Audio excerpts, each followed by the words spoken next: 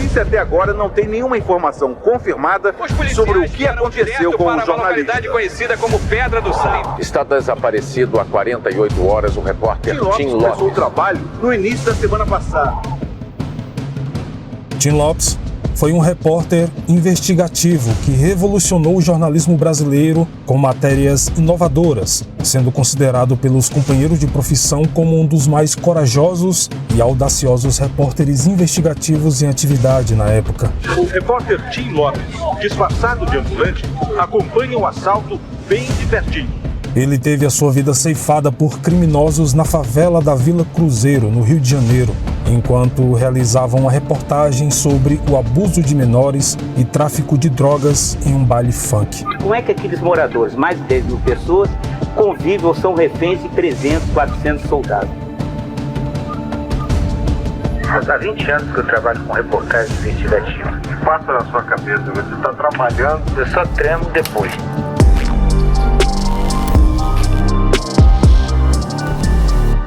Por trás dessa câmera de mentira, tem uma câmera de verdade.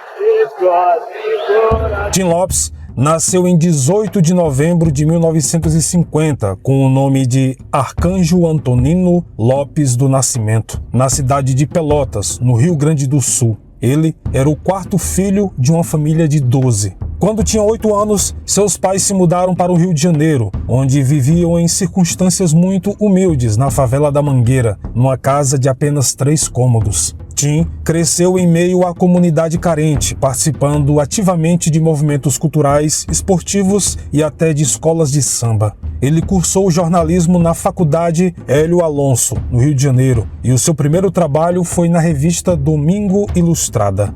Quando começou a fazer reportagens na rua, passou a ser chamado de Tim Lopes. Segundo amigos, o nome artístico teria sido dado pela semelhança do jornalista com o cantor Tim Maia.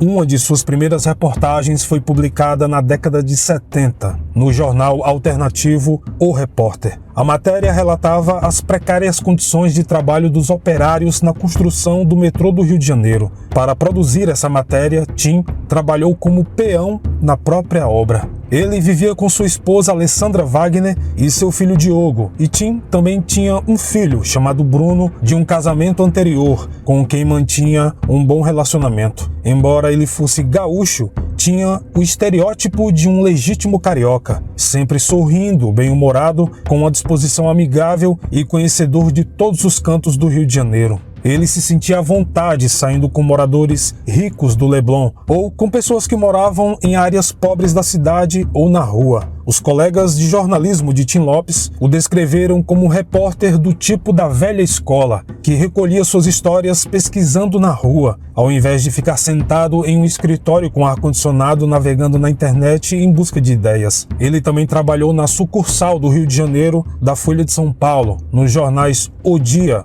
Jornal do Brasil, O Globo e na revista Placar. Na TV Globo começou a trabalhar como produtor no ano de 1996 e participou de uma série de reportagens do programa Fantástico, que promovia o encontro de familiares de vítimas com assassinos presos. Tim chegou a ficar internado por 2 meses em uma clínica para dependentes químicos, apenas para fazer uma reportagem sobre o assunto. Em 2001, ele foi um dos ganhadores do Prêmio ESSO, a mais importante distinção conferida a profissionais da imprensa no Brasil. Tim Lopes era considerado pelos colegas de profissão como um dos mais corajosos e audaciosos repórteres investigativos em atividade.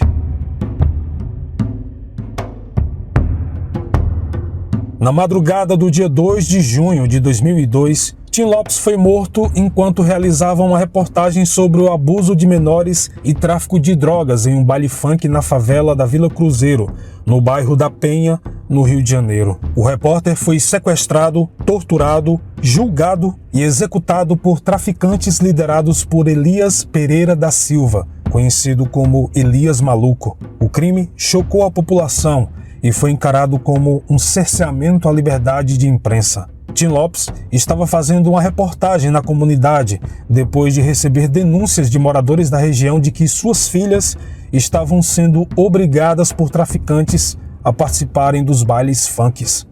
O jornalista já havia feito outras reportagens em favelas cariocas no ano anterior. Junto com sua equipe, ele produziu 3 matérias especiais intituladas Feira das Drogas, que denunciava a ação de traficantes a céu aberto, na favela da Grota, nos morros da Mangueira e da Rocinha e nas ruas da zona sul do Rio de Janeiro em 2001. Depois de uma semana de investigações, nossa equipe acompanhou com uma câmera escondida o funcionamento de uma feira ilegal. Pode 2, pode 15, pode 5. Aqui o ponto de venda é em frente a uma farmácia. Como no mercado público, anunciam até ofertas. No meio da população, exibem as armas. Pistolas, fuzis, tudo às claras. O assassinato de Tim Lopes, um dos mais experientes e respeitados repórteres da época, foi um dos momentos mais dramáticos já vividos pelos profissionais da emissora Globo. Até que o corpo fosse encontrado ou identificado, a família de Tim teve que tratar o caso como desaparecimento ou sequestro. Algum tempo depois, restos mortais foram encontrados carbonizados, mas o reconhecimento só poderia ser feito dias depois através de testes de DNA. Durante a primeira semana de investigação, vários repórteres acompanharam as ações da Polícia do Rio, chegando a subir o morro durante as buscas ao corpo de Tim Lopes. As reportagens exibidas em seguida apontavam para a existência de um poder paralelo que dominava as favelas cariocas. Na época foi dado destaque também às manifestações de diferentes associações de jornalistas do Brasil e do mundo, que exigiam, primeiro, o esclarecimento do caso, a identificação do corpo e depois a punição dos assassinos do repórter. A família de Tim Lopes também manifestou sua dor. A viúva, Alessandra Wagner, ainda antes da identificação do corpo, implorou pela liberação do marido e pediu o empenho de todos os poderes e amigos na sua localização, em um depoimento que foi ao ar durante o Jornal Nacional no dia 6 de junho. Naquele mesmo dia, também foi divulgada uma carta escrita pelo filho do repórter, Bruno, de 19 anos, que pedia pela vida do pai. Depois de uma semana de investigação, no dia 9 de junho, a polícia do Rio de Janeiro atestou o que todos já suspeitavam. Tim Lopes foi executado por traficantes na favela da Vila Cruzeiro. Depois de ouvir os depoimentos dos presos, o chefe de polícia do Rio, delegado Zaqueu Teixeira, disse em entrevista que tem convicção de que o repórter da Rede Globo, Tim Lopes, desaparecido há uma semana, está morto. Foi assassinado por traficantes. Algumas horas depois, uma comissão do Sindicato dos Jornalistas Profissionais do município do Rio de Janeiro, apontada para acompanhar as investigações, divulgou uma carta aberta à população com o título "Por que Tim estava lá?".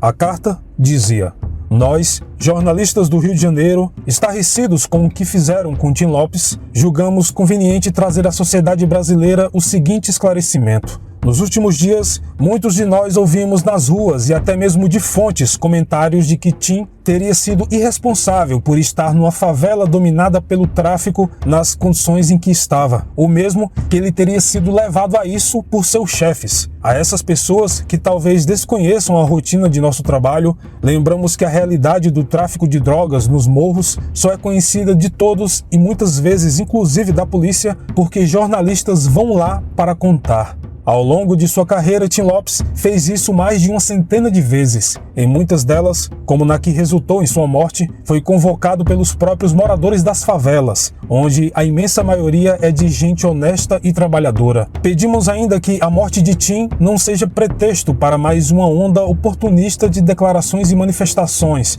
para que se faça com seus algozes o que fizeram com ele. Que a sociedade brasileira não dê ouvido a vozes inconsequentes, que apenas estimulam o conflito entre pobres e não pobres, como se não fôssemos todos reféns da violência. Com certeza, não seria esta a vontade de Tim, jornalista que, acima de qualquer mandamento, prezava, valorizava e defendia os direitos humanos.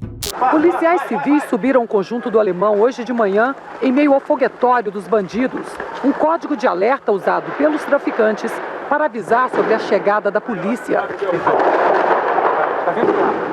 Eles só pararam quando um helicóptero com homens armados sobrevoou a região. A operação policial era para procurar um cemitério clandestino no alto do morro, onde estaria enterrado o corpo do jornalista Tim Lopes. Apenas um mês depois do assassinato do repórter, no dia 5 de julho, Um exame de DNA confirmou que os restos mortais encontrados pela polícia num cemitério clandestino no alto da favela da Grota eram de Tim Lopes. Na favela da Grota foram encontrados partes do equipamento usado pelo repórter e um cemitério clandestino. Mais tarde, um exame de DNA confirmou. Um dos corpos era o de Tim Lopes. Os 41 fragmentos de ossos que passaram por análise no laboratório da Universidade Federal do Rio de Janeiro pertenciam a pelo menos 3 outras pessoas não identificadas até então. No dia 7, Tim Lopes foi enterrado na presença de parentes, amigos e autoridades. Em 7 de agosto, a polícia encerrou o inquérito sobre a morte de Tim Lopes, indiciando 9 pessoas da quadrilha de Elias Maluco pelo crime. Era o começo do 3º dia de ocupação na favela da Grota. Pouco depois de 8h30 da manhã, uma denúncia anônima. Elias Maluco estaria numa casa neste beco, na parte baixa do morro.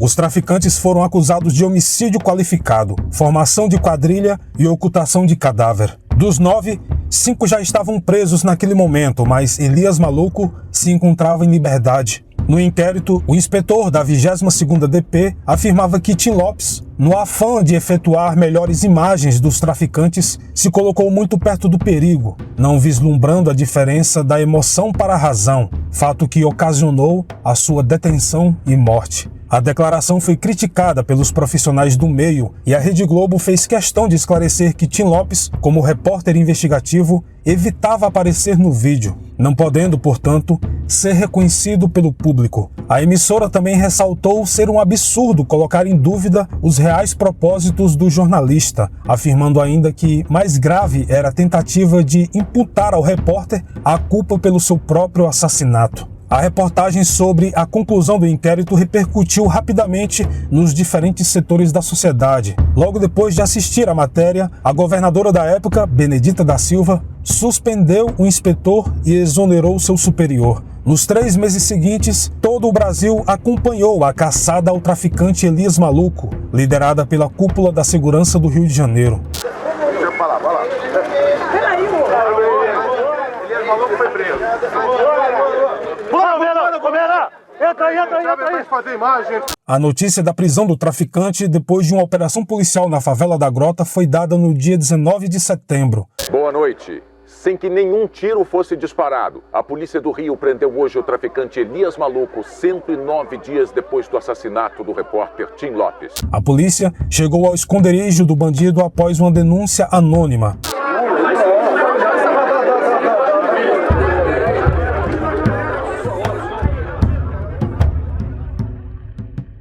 Uma matéria publicada na época mostrou trechos de uma conversa telefônica entre Elias Maluco e um informante.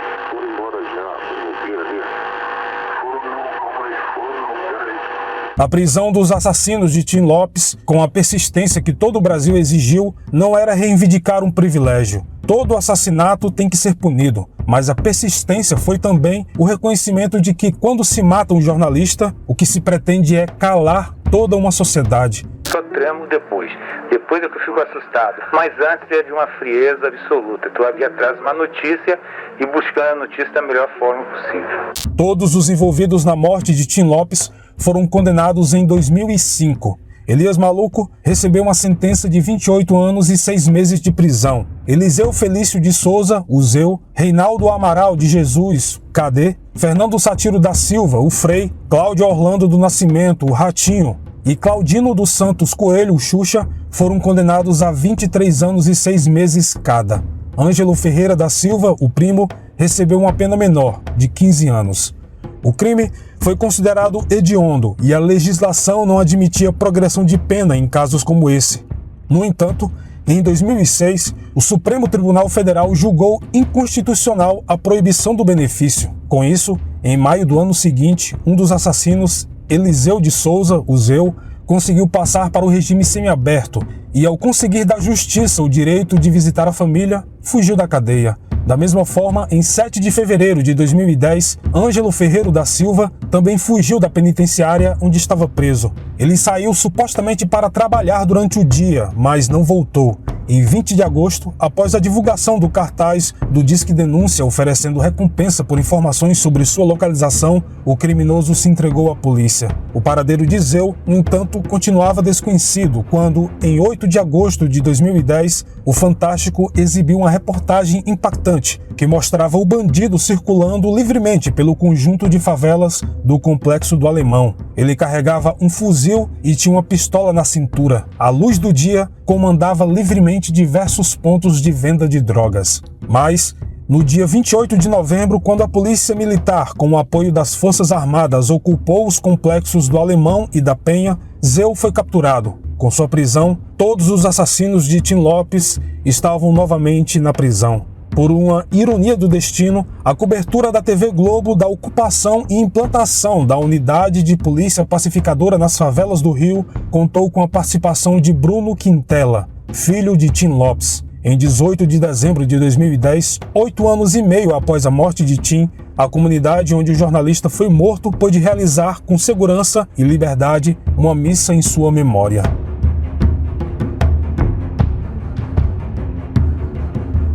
No final de 2020, a morte de Elias Maluco provocou surpresa e trouxe lembranças do passado. Conhecido por muita gente como um dos principais traficantes de drogas do Rio de Janeiro, o homem foi encontrado sem vida na penitenciária federal de Catanduvas, no oeste do Paraná. Elias Maluco tinha sinais de enforcamento. Os advogados de defesa estavam questionando na justiça a real participação do traficante no assassinato de Tim Lopes e planejavam revisar o inquérito contra Elias Pereira da Silva. A justificativa seria de que o traficante estaria fora do Rio de Janeiro no dia do homicídio. A defesa diz ainda que a ossada encontrada pode não ser a do jornalista Tim Lopes, mas isso vagueia no campo da suposição.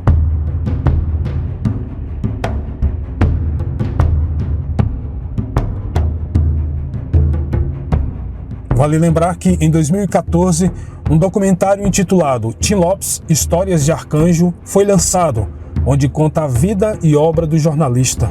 O documentário tem a direção de Guilherme Azevedo e o roteiro é do filho do repórter, Bruno Quintela.